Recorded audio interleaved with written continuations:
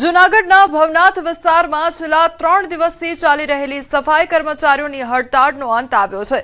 વેતન, PF, ESI અને એરિયર્સના મુદ્દે કોન્ટ્રાક્ટ એજન્સી સામે કામદારોમાં ભારે રોષ જોવા મળ્યો છે। તો કર્મચારીઓએ જિલ્લા કલેક્ટરને આવેદનપત્ર પાઠવી રજૂઆત પણ કરી હતી। ત્યારબાદ ડેપ્યુટી મેયરની મધ્યસ્થતાથી કામદારો અને કોન્ટ્રાક્ટ એજન્સી વચ્ચે ચર્ચા યોજાઈ। સકારાત્મક વાતચીત બાદ મામલો થાળે પડતા સફાઈ કર્મચારીઓએ હડતાળ સમેટી લીધી છે અને આજથી ભવનાથ વિસ્તારમાં નિયમિત સફાઈ કામગીરી ફરી એકવાર શરૂ કરવામાં આવી છે। આજરોજ સફાઈ કર્મચારીઓના આગેવાનો સાથે સફાઈ કર્મચારીઓની મુલાકાત કરી। જે હાલમાં નવી એજન્સી છે તેના રેગ્યુલર પીએફ મળી રહે તેનો વિશ્વાસ સમગ્ર સફાઈ કર્મચારીઓને અપાવી આજથી આ હડતાલ સમેટી અને નવી એજન્સીમાં કોઈ પણ જાતનો ઇસ્યુઝ નહીં આવે। જે ડીજી નાકરાણીનો જે જૂનો ઇસ્યુ હતો તે સફાઈ કર્મચારીઓને પીએફ ન મળ્યું, આ એજન્સીએ ખાતરી આપી કે તમારું કોઈ પણ જાતનું પીએફ કાપવામાં નહીં આવે। ને અમારો પ્રશ્ન હતો પીએફ માટે, પગાર માટે ને એરિયસ માટે, તો એ માટે અમે આ બધાને અહીંયા ભેગા કર્યા હતા અને બોલાવ્યા હતા। તો એ લોકો આવ્યા છે અને અમારો પ્રશ્ન એમને સોલ્વ કર્યો છે। અમે આ 3 દિવસથી હડતાલ ઉપર હતા તો આજે લોકો આવ્યા છે અને અમારો પ્રશ્ન બધે સોલ્વ કરી ગયા છે।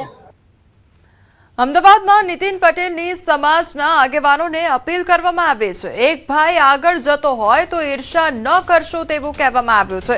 એકબીજાના પગ ના ખેંચશો, જરૂર પડે ત્યારે સહયોગ આપજો। એકબીજા પગ ખેંચશો તો આગળ નહીં વધી શકો તેવું કહેવામાં આવ્યું છે। સોલા કેમ્પસના વિકાસ માટે દાન આપવા અપીલ પણ કરવામાં આવી। સૌને મળીને પ્રેમથી કામ કરવાની વાત તેમના દ્વારા કરવામાં આવી। એક ભાઈ આગળ જતો હોય તો એની ઈર્ષા ના કરતા એ ભાઈને સહયોગ આપજો, એ ભાઈને આગળ વધારજો। જો ઈર્ષા કરશો, એકબીજાના પગ ખેંચશો તો આપણે આગળ નહીં વધીએ। અમદાવાદના આ પશ્ચિમ વિસ્તારના અને પૂર્વ વિસ્તારના ભાઈઓના સહયોગથી આપણે જ્યારે આવા વિશાળ કામો કરી રહ્યા છે ત્યારે જ્યારે જરૂર પડે ત્યારે બધા સહયોગ આપો એવી વિનંતી કરું છું। ગુજરાતની વિવિધ મહાનગરપાલિકાઓમાં નવા મેયર અને હોદ્દેદારોની જાહેરાત થઈ રહી છે। રાજકોટમાં નેહલ શુક્લને મેયર તરીકે પસંદ કરવામાં આવ્યા છે। તો રાજકોટ મહાનગરપાલિકાના ઇતિહાસમાં પ્રથમ વખત શહેર ભાજપ પ્રમુખ, રાજ્યસભાના સાંસદ અને મેયર ત્રણેય હોદ્દા બ્રાહ્મણ સમાજને મળતા અનોખો સંયોગ સર્જાયો છે। જ્યારે વડોદરામાં ગીતાબેન મકવાણાએ નાનકડી કેબિનમાંથી સીધા મેયર પદ સુધીનો સફર પૂર્ણ કરી પ્રેરણાદાયી ઉદાહરણ પૂરું પાડ્યું છે। બીજી તરફ વડોદરામાં ગીતાબેન મકવાણા મેયર બનતા મહિલાઓ માટે આ ગૌરવની ક્ષણ બની ગઈ છે। તો પરશુરણની નાનકડી કેબિન ચલાવતી ગીતાબેન હવે મેયરની કેબિન સુધી પહોંચતા મહિલા સશક્તિકરણનું પ્રતીક બન્યા છે। વડોદરામાં 5 મુખ્ય હોદ્દેદારોમાં 3 મહિલાઓને સ્થાન અપાતા મહિલાઓને પ્રાધાન્ય આપવામાં આવ્યું છે। ભાવનગરમાં ઉષાબેન તલરેજા, આણંદમાં દીપિકાબેન પટેલ અને સુરેન્દ્રનગરમાં રાકેશભાઈ રાઠોડને મેયર પદની જવાબદારી સોંપાઈ છે। તો વાપી મહાનગરપાલિકાને પણ પ્રથમ મેયર તરીકે દક્ષાબેન પટેલ મળ્યા છે। વિવિધ શહેરોમાં મહિલાઓને મહત્વના હોદ્દા અપાતા મહિલા સશક્તિકરણનો સંદેશ વધુ મજબૂત બન્યો છે। વડોદરા મહાનગરપાલિકાની નવી ટર્મની પ્રથમ સામાન્ય સભામાં ગીતાબેન મકવાણા નવા મેયર અને આદિત્ય પટેલ ડેપ્યુટી મેયર તરીકે ચૂંટાયા હતા।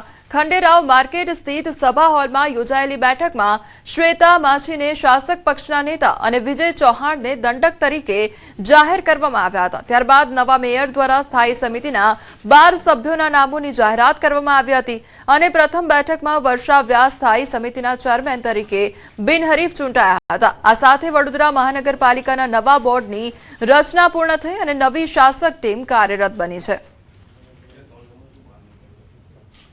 મને જે આ પદ મળ્યું છે અને જે આ મને જવાબદારી મળી છે 2.5 વર્ષ માટે, એ 2.5 વર્ષની જવાબદારીને હું જનકલ્યાણ માટે મારી બનતી પૂરી કોશિશ કરીશ અને જેટલું પણ હું યોગદાન મારાથી અપાશે એનો હું પૂરો ટ્રાય કરીશ। કે પડકાર સ્વરૂપે ઘણા બધા કામો હોય છે, પણ હંમેશા જ્યારે સંગઠન અને બધા જ કોર્પોરેટર સાથે મળીને, સાથે હું પ્રેસ મીડિયાને પણ આહ્વાન કરી રહી છું, ત્યાં જે આપણને દરેકના સાથ સહકારથી જેટલું બને એટલું વડોદરા શહેરને પ્રાયોરિટી મુજબ જે કામ કરવાનું થાય એના માટે હું કટિબદ્ધતા કરી રહી છું।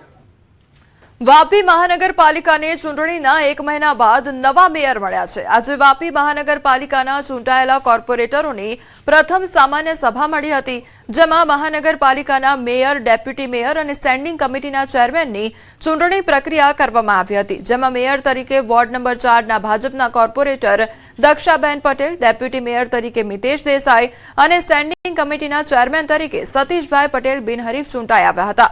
આ સાથે જ વાપી મનપાની સ્ટેન્ડિંગ કમિટીના સભ્યોની પણ જાહેરાત કરવામાં આવી હતી। વાપી મહાનગરપાલિકાની યોજાયેલી ચૂંટણીમાં કુલ 52 બેઠકોમાંથી 37 બેઠકો પર ભાજપના ઉમેદવારોનો વિજય થયો હતો। 11 બેઠક પર કોંગ્રેસ અને 4 બેઠકો પર અપક્ષ ઉમેદવારોનો વિજય થયો હતો। આથી આજે પ્રથમ સામાન્ય સભામાં જ મનપાની નવી ટીમની જાહેરાત થઈ છે।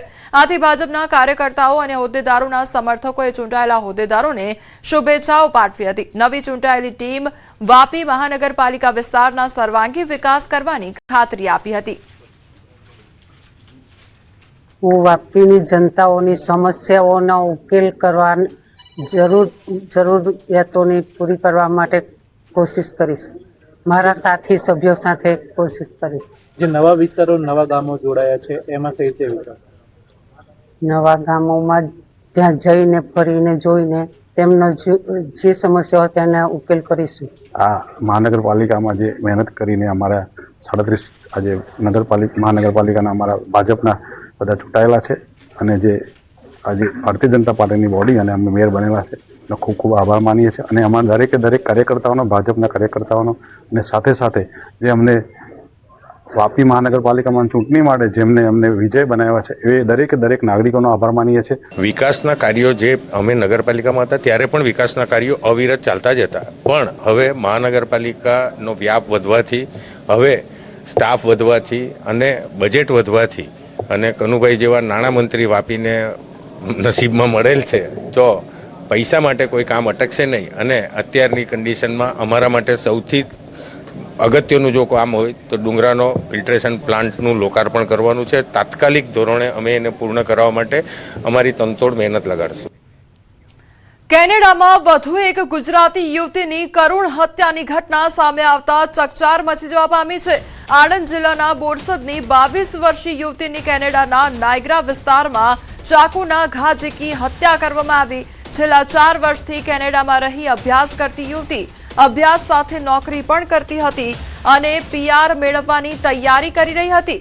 માહિતી મુજબ 15 મેના રોજ ઘરેથી બહાર નીકળ્યા બાદ અમેરિકન બોર્ડર પાસે તેની ઉપર જીવલેણ હુમલો કરવામાં આવ્યો હતો, જેમાં તેનું મોત નીપજ્યું હતું। ઘટનાની જાણ થતાં સ્થાનિક પોલીસે હત્યાનો ગુનો નોંધી આરોપીની ધરપકડ કરી વધુ તપાસ શરૂ કરી હતી।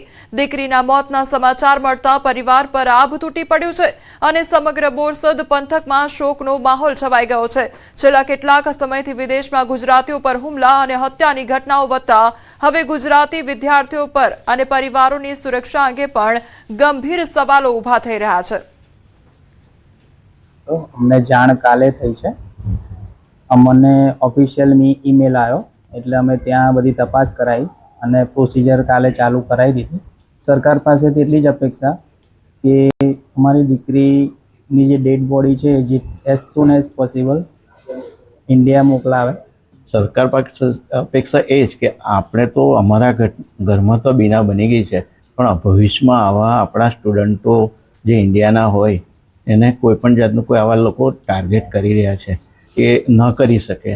એ માટે સરકારને મારી વિનંતી કે હવે પછી આવા જો કોઈ શું કહેવાય આ ડ્રગિસ્ટો હોય કે પછી કોઈ પણની દીકરી એની આ જવાબદારી આ રીતની સરકારની થોડીક અપેક્ષા રાખીએ કે આવું ફરીવાર ના બને આવું।